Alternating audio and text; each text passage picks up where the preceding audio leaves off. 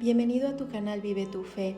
La meditación del día de hoy es de Francisco Fernández Carvajal del libro Hablar con Dios, el pecado contra el Espíritu Santo.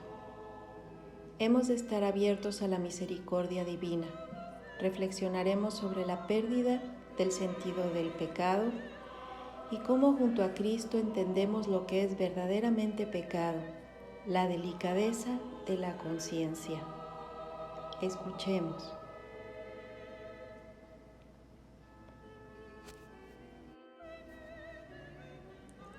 San Lucas recoge en el Evangelio de la Misa de hoy una fuerte sentencia de Jesús. Todo el que diga una palabra contra el Hijo del Hombre le será perdonado, pero el que blasfeme contra el Espíritu Santo no será perdonado. San Marcos añade que esta blasfemia no tendrá perdón jamás. El que la cometa será reo de castigo eterno. San Mateo sitúa esta sentencia en un contexto que explica mejor las palabras del Señor. Relata este evangelista que la multitud, asombrada ante tantas maravillas, se preguntaba: ¿no será este el hijo de David? Pero los fariseos, ante tantos prodigios que no pueden negar, no quieren rendir sus inteligencias ante esos hechos que todo el mundo conoce, y no encuentran otra salida que atribuir al mismo demonio la acción divina en Jesús. Es tal la dureza de su corazón, con tal de no ceder, están dispuestos a tergiversar radicalmente lo que resulta evidente para todos. Por eso murmuraban: este no expulsa a los demonios sino por Beelzebul, príncipe de los demonios. En esa cerrazón a la gracia y de los hechos sobrenaturales evidentes consiste la blasfemia imperdonable contra el Espíritu Santo, en excluir la misma fuente del perdón. Todo pecado, por grande que sea, puede ser perdonado, porque la misericordia de Dios es infinita, pero para que se otorgue ese perdón divino es necesario reconocer el pecado y creer en el perdón, en la misericordia del Señor. Cercano está siempre a nuestra vida. La cerrazón de aquellos fariseos impedía que la poderosa acción divina llegara hasta ellos. Jesús llama a esta actitud pecado contra el Espíritu Santo. Y es imperdonable no tanto por su gravedad y malicia, sino por la disposición interna de la voluntad, que anula toda posibilidad para el arrepentimiento. El que peca así se sitúa él mismo fuera del perdón divino.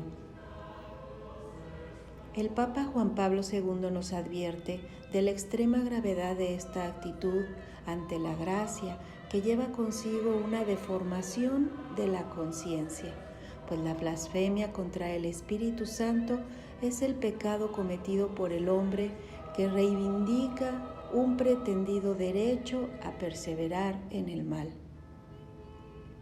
y rechaza la redención. El hombre encerrado en el pecado, haciendo imposible por su parte la conversión y por consiguiente también la remisión de sus pecados que considera no esencial o sin importancia en su vida.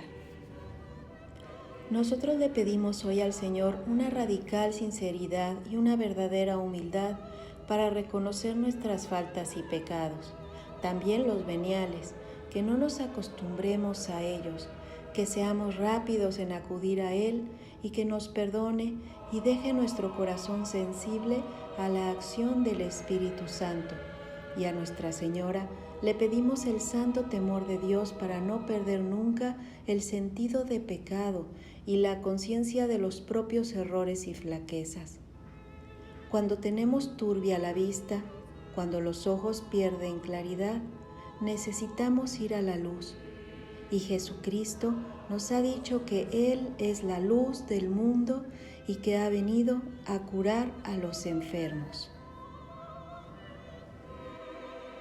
Jesucristo nos dio a conocer plenamente al Espíritu Santo como una persona distinta del Padre y del Hijo, como el amor personal dentro de la Trinidad Beatísima. es la fuente y modelo de todo amor creado. En todas las acciones de Jesús está presente el Espíritu, pero será en la última cena cuando el Señor hable de Él con más claridad, como el de una persona distinta del Padre y del Hijo y muy cercano a la redención del mundo. Jesús refiere a Él como un paráclito o un consejero, esto es, un abogado confortador.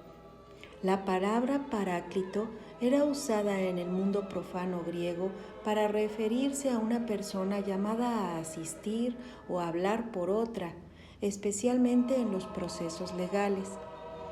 El Espíritu Santo tiene por eso una particular misión en lo que se refiere al juicio de la propia conciencia y a ese otro juicio tan especial de la confesión, en el que el reo sale absuelto para siempre de sus culpas y lleno de una riqueza nueva. La misericordia divina que se ejerce por esta opción misteriosa y salvífica del Espíritu Santo encuentra en el hombre que se halla en esta condición de falta de apertura a la acción de la gracia una resistencia interior, como una impermeabilidad de conciencia, un estado de ánimo que podría decirse consolidado en una razón de una libre elección. Es lo que la Sagrada Escritura suele llamar dureza de corazón. En nuestro tiempo, a esta actitud de mente y corazón corresponde quizá la pérdida del sentido de pecado. Lo contrario a la dureza del corazón es la delicadeza de la conciencia que tiene el alma cuando aborrece todo pecado, incluso venial, y procura ser dócil a las inspiraciones y gracias del Espíritu Santo, que son incontables a lo largo del día. Cuando uno tiene sano el olfato del alma, hacía notar San Agustín, al instante percibe el mal olor de los pecados. ¿Somos sensibles nosotros a las ofensas que se hacen a Dios? ¿Reaccionamos con prontitud ante nuestras faltas y pecados? En muchos hombres se va perdiendo el sentido de pecado y consiguientemente el sentido de Dios. No es raro que en el cine, la televisión, en los comentarios de prensa se enjuicien ideas y hechos contrarios a la ley de Dios como asuntos normales, que a veces se deploran por sus consecuencias dañinas para la sociedad y para el individuo, pero sin referencia alguna al Creador. En otras ocasiones se exponen estos hechos como sucesos que atraen la curiosidad pública, pero sin darles una mayor trascendencia. Infidelidades matrimoniales, hechos escandalosos, difamaciones, faltas contra el honor, divorcios, estafas. No faltan quienes, llamándose aún cristianos, se recrean en estas situaciones y las consideran con detenimiento, revisan a sus protagonistas y parece como si no se atrevieran a llamarlas por su nombre. En todo caso, se suele olvidar lo más importante, la relación con Dios, que es lo que da el verdadero sentido a lo humano. Se juzga con criterios muy alejados del sentir de Dios, como si Él no existiera o no contara en los asuntos de la vida. Es un ambiente pagano generalizado parecido al que encontraron los primeros cristianos y que hemos de cambiar como ellos lo hicieron. En nuestra propia vida sentiremos el peso de nuestros pecados solo cuando consideremos estas faltas ante todo como ofensas a Dios, que nos separan de Él y nos vuelven torpes y sordos para oír al Paráclito, al Espíritu Santo en el alma. Cuando las propias debilidades no se relacionan con el Señor, ocurre lo que hacía notar San Agustín. Hay quienes al cometer cierta clase de pecados se imaginan no pecar, porque dicen que no hacen mal a nadie. Qué gracia tan grande, por el contrario, sentir el peso de nuestras faltas, que nos llevará a hacer actos reiterados de contrición y desear ardientemente la confesión frecuente, donde el alma se purifica y se dispone para estar cerca de Dios. Si no andáis encorvado y entristecido por el pecado, no le habéis conocido, enseñaba San Juan de Ávila. Pesa el pecado, más pesa el pecado que yo. ¿Qué cosa es el pecado? Una deuda insoluble, una carga insoportable que ni quintales pesan tanto. Y más adelante dice el santo, no hay carga tan pesada, ¿por qué no la sentimos? Porque nos hemos sentido alejados de Dios. San Pedro descubrió en la pesca milagrosa la divinidad de Cristo y su propia poquedad. Por eso se echó a los pies de Jesús y le dijo, apártate de mí, Señor, que soy un pobre pecador. Pedía al Señor que se apartara porque le parecía que con la oscuridad de sus flaquezas no podría soportar su radiante luz. Y mientras su palabra declaraba su indignidad, sus ojos y toda su actitud rogaban a Jesús fervientemente que lo tomaran con él para siempre.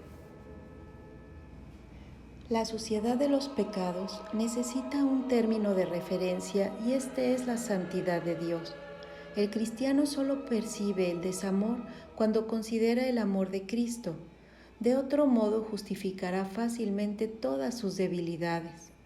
Pedro, que ama a Jesús profundamente, sabrá arrepentirse de sus negaciones, precisamente con un acto de amor que quizá nosotros también hemos empleado muchas veces. Dios mío, le dirá en aquella segunda pesca milagrosa, tú sabes todas las cosas, tú sabes que te amo. Así acudiremos al Señor con un acto de amor, cuando nos hayamos alejado del suyo. La contrición da al alma una gran fortaleza y devuelve la esperanza y proporciona una particular delicadeza para oír y entender a Dios. Pidamos con frecuencia a nuestra Madre Santísima, que tan dócil fue a las mociones del Espíritu Santo, que nos enseñe a tener una conciencia muy delicada, que no nos acostumbremos al peso del pecado y que sepamos reaccionar con prontitud ante la más pequeña falta venial deliberada. Así sea.